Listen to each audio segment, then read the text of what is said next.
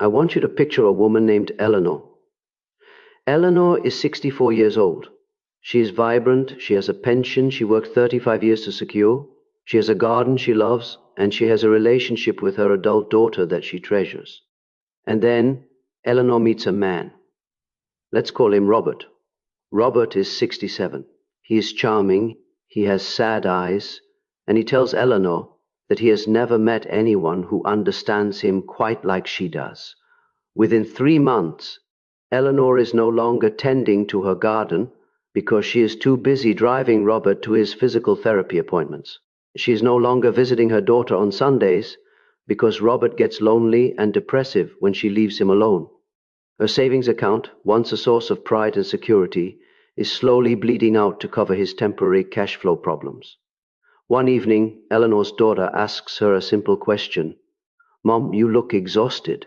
What are you getting out of this relationship?" And Eleanor, a brilliant, capable woman, looks down at her hands and says the sentence that breaks my heart every time I hear it in my practice. She says, "He needs me. If I don't help him, who will?" That right there is the trap. That is the moment a woman stops being a partner and starts being a rehab center. Today, we are going to talk about a phenomenon that is sweeping through the dating world for women over 60. It is not just about bad dates, it is about a specific predatory dynamic where capable, empathetic women are converted into unpaid nurses, therapists, and bankers for men who have not managed their own lives. If you are dating in your 60s, or if you are the adult child of a woman who is, you need to listen to this. This is not about being cynical, it is about survival. In my years as a clinical psychologist specializing in female psychology and relationships, I have seen this pattern dismantle lives more effectively than any financial scam. We often talk about the dangers of online dating in terms of catfish or scammers, but the real danger is often the flesh and blood man who is looking for a soft place to land and who doesn't care if he crushes you upon arrival. These relationships can cost you your autonomy, your financial security, your health, and your legacy. Before we go deeper into the specific patterns you need to recognize, I want to ask you to subscribe to this channel and like this video. It helps these messages reach the women who need them most.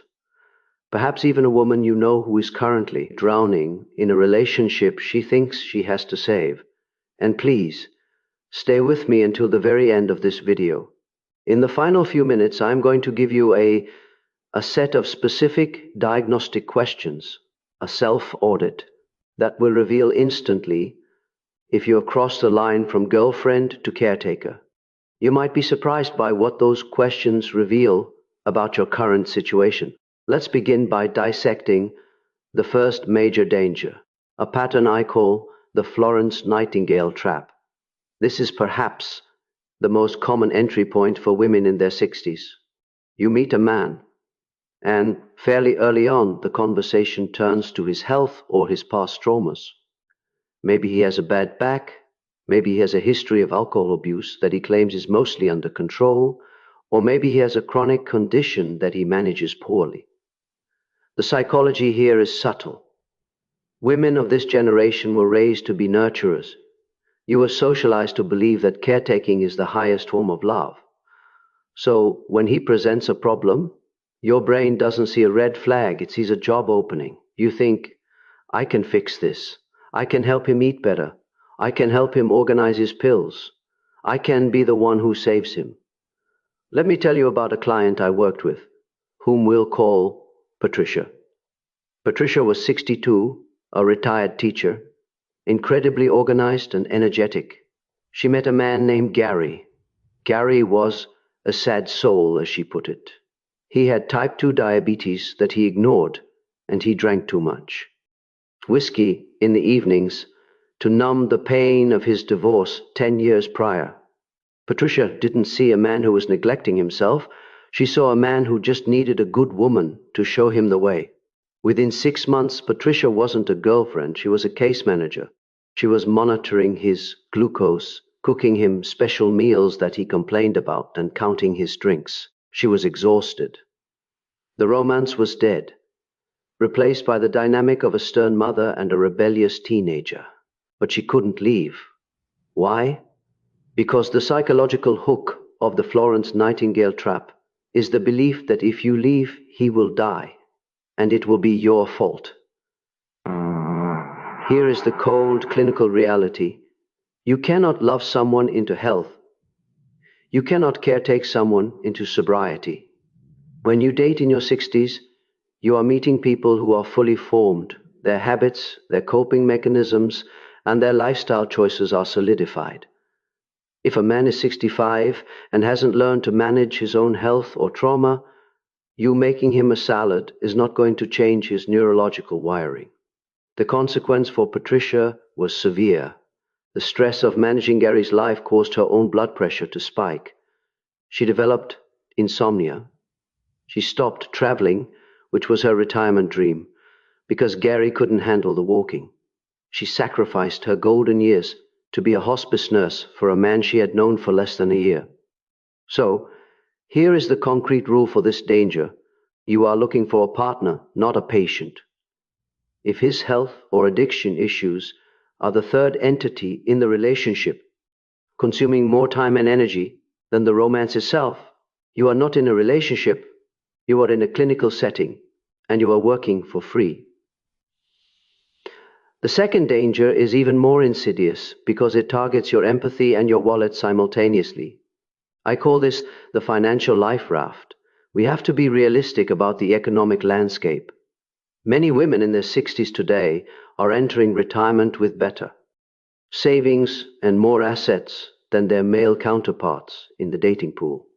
Maybe you have a paid-off house, a solid 401k, or a pension.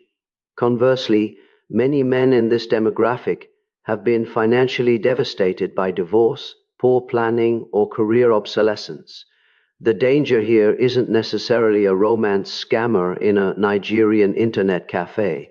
It's the man sitting across from you at dinner who is charming, funny, and seemingly kind, but who is secretly looking for a housing solution. The pattern usually starts with speed. He wants to move in quickly. He talks about how silly it is to pay 2 rents or maintain 2 households when you are at each other's places all the time anyway. He frames it as romantic intensity. I just can't bear to be away from you, he says. But the subtext is often, my lease is up and I have nowhere to go. I remember a case involving a woman named Janice. Janice was 68, widowed, living in the home she and her late husband had paid off. She met a man who was an entrepreneur. He had great stories, wore nice suits, but his credit cards were always maxed out due to a business cycle. He moved in with Janice after 3 months. Slowly, the dynamic shifted. He didn't contribute to utilities because he was investing everything back into the business. He drove her car because his was in the shop for 6 months. Janice felt guilty asking for money. She felt that bringing up finances was unromantic or petty. She didn't want to emasculate him. This is the trap. The financial life raft relies on your politeness. It relies on your fear of appearing stingy. The consequence? When Janice finally tried to get him to leave, she realized he had tenant rights. It took her 6 months and thousands of dollars in legal fees to evict a man she had only dated for a year.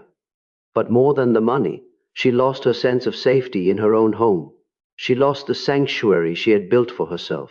The psychological key here is to understand that financial stability in your 60s is not a luxury, it is your survival. You do not have 30 more working years to recoup a loss. When a man in his 60s is financially chaotic, it is not a rough patch, it is a lifestyle. The concrete rule for this danger is simple but difficult to enforce.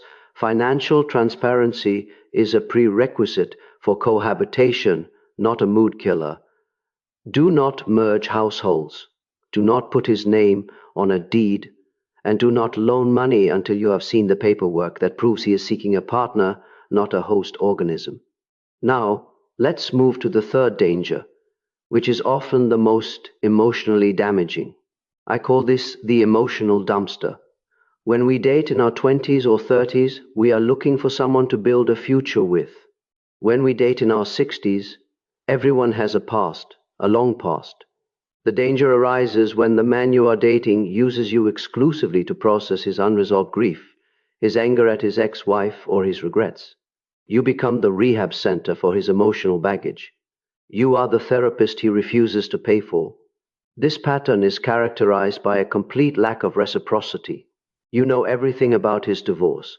You know exactly why his children don't talk to him. You know how much he misses his late wife's cooking. But if I asked him what your favorite book is, or what your fears are, he wouldn't know. This dynamic is incredibly draining because it mimics intimacy. When someone shares deep pain with you, it feels like bonding. You think, wow, he's opening up to me. We are getting so close. But you are not getting close. You are being used as a vessel. He is dumping his toxic waste into you, and he feels better afterwards. You, however, walk away feeling heavy, depressed, and invisible. I worked with a woman named Carol who was dating a widower. Every date consisted of him talking about his late wife, how perfect she was, how she did things. Carol felt she was in a competition with a ghost. She tried to be understanding, thinking that if she just listened enough, eventually he would heal and see her. But that's not how it works. By accepting the role of the emotional dumpster, she validated that the relationship was about him, not them. The consequence of this is a profound erosion of self-worth. You start to feel like a supporting character in your own life. You start to shrink. You stop sharing your own stories because there is no room for them in the conversation. The concrete rule here is this: you are a destination, not a way station for his grief. If he talks about his past for more than 20% of the time you are together, he is not ready to be in the present with you. A partner asks questions about you. A patient only talks about their own symptoms. The fourth danger is one that we rarely discuss because it feels so shameful to admit, but it is rampant in this age group. It is the sexuality trap. This is where a woman, often touch-starved after years of being single or widowed, tolerates bad behavior or a lack of emotional connection simply to receive physical affection. Men in this demographic can sometimes weaponize affection. They may offer physical intimacy but withhold emotional safety. Or conversely, they may demand sexual functioning that requires medical intervention, placing the burden on the woman to make it work, or to be accommodating to their anxieties around performance.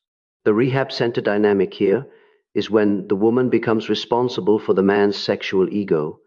You are constantly reassuring him, managing his insecurities, or engaging in intimacy that doesn't feel good to you, just to keep him from feeling old. You sacrifice your own pleasure and comfort to rehabilitate his sense of virility. I have spoken to women who dread the bedroom because it has become a place of work, not connection. They are managing his ego, his physical limitations, and his demands, while their own needs are completely ignored. This is a form of self-abandonment. The concrete rule: intimacy in your 60s should be about mutual comfort, pleasure, and connection. If you are doing work in the bedroom to prop up his ego while your own needs are ignored, you are not a lover, you are a jagged crutch. Now, I want to zoom out. We have looked at the specific traps: the nurse, the banker, the therapist, the ego booster. But why is this so dangerous on a macro level? Why did I title this The Dark Side of Dating? Because the cost is your legacy. And I don't just mean your money. I mean your emotional legacy. When you become a rehab center for a broken man, you often isolate yourself from your support system. Your adult children, who are often very intuitive, see what is happening. They see you tired, they see you stressed, they see you paying for everything, and they don't like him. So what happens? You start to defend him. You start to hide things from your kids. You stop telling your daughter that he borrowed money again. You stop telling your son that he drank too much at dinner. You create a wall of secrecy to protect the man who is draining you. This causes a rupture in your family. I've seen women lose their closeness with their grandchildren because they are too busy managing the crises of a boyfriend. I have seen adult children step back because they cannot watch their mother be exploited. This is the ultimate tragedy. You are trading the people who have loved you for a lifetime for a stranger who needs a nurse. Furthermore, the physical toll is undeniable. We know that chronic stress raises cortisol levels, which is terrible for postmenopausal women. It increases the risk of heart disease, it destroys sleep quality, and it weakens the immune system. Being a rehab center is a high-stress job. If you are doing it in your 60s or 70s, you are literally shortening your life expectancy for a relationship that gives you nothing back. So, what is the alternative? Is the solution to just stay single and adopt 5 cats? No. Love. Beautiful. Companionship in your 60s can be one of the most rewarding experiences of your life, but it requires a completely different model than the one we were taught in our 20s. We need to embrace the concept of living apart together, or LAT. This is a growing trend where couples are in committed, loving, monogamous relationships, but they maintain their own separate residences and finances. This model is the kryptonite to the rehab center dynamic. If he has his own house, he has to manage his own laundry and his own repairs. If he has his own bills, he has to manage his own budget. If he gets sick in the middle of the night, he learns to call a doctor, not just you. Living apart together allows you to have the romance, the dinner dates, the theater, the travel, the companionship, without the drudgery of caretaking. It forces the man to stand on his own 2 feet. A man who is looking for a nurse will hate this idea. A man who is looking for a partner will respect it. You must also understand that in this stage of life, slow dating is your best defense. Do not merge lives in 3 months. Take a year. See him in all seasons. See him when he is sick, when he is stressed, when he is angry. Does he handle his own business? Or does he immediately look for a woman to hand the burden to? I want to speak directly to your self-worth for a moment. You have lived 6 decades or more. You have survived heartbreaks, perhaps raised children, built a career, navigated loss, and curated a life that belongs to you. You are a prize. You are not a rehabilitation facility for wayward men. You do not need to earn love by being useful. This is the lie that keeps women trapped. You think, if I am helpful enough, if I fix him enough, he will love me. No. If you fix him enough, he will use you. Love is not about utility. Love is about being seen, cherished, and respected by someone who is already whole. If you are currently in a relationship or considering one, I promised you a set of diagnostic questions. I want you to close your eyes for a moment if you can, and answer these honestly in the privacy of your own mind. Question 1. Do you feel calmer when he is around? Or do you feel a low-level hum of anxiety about what mood he will be in or what he will need next? Question 2. Have you ever lied to your children or friends about his behavior or his financial situation because you were embarrassed or afraid of their judgment? Question 3. If you stop doing everything you do for him, the cooking, the driving, the reminding, the paying, would the relationship survive or would it collapse because you are the only one holding up the structure? Question 4. Does he ask you about your dreams for the next 10 years, or does he only talk about his problems from the last 10 years? Question 5. Are you dating him for who he is right now today, or are you dating him for who you think he could be if he just stopped drinking, got a job, went to therapy? If you answered yes to lying to your kids, or if you realized you are dating potential rather than reality, you are in the danger zone. You are running a rehab center. It is time to close the doors of that facility. It is time to retire from the job of fixing men. Ending a relationship like this is terrifying. You might fear the loneliness. You might think, well, at least he's a body in the house. But I promise you, the loneliness of being with someone who uses you is far colder than the solitude of a peaceful home that is all your own. Reclaim your energy. Reclaim your finances. Reclaim your relationship with your children. And most importantly, reclaim your identity as a woman who is worthy of a partner, not a patient. Love is about two whole people walking side by side, sharing the path. It is not one person carrying the other on their back until they collapse. You have carried enough. It is time to put the burden down.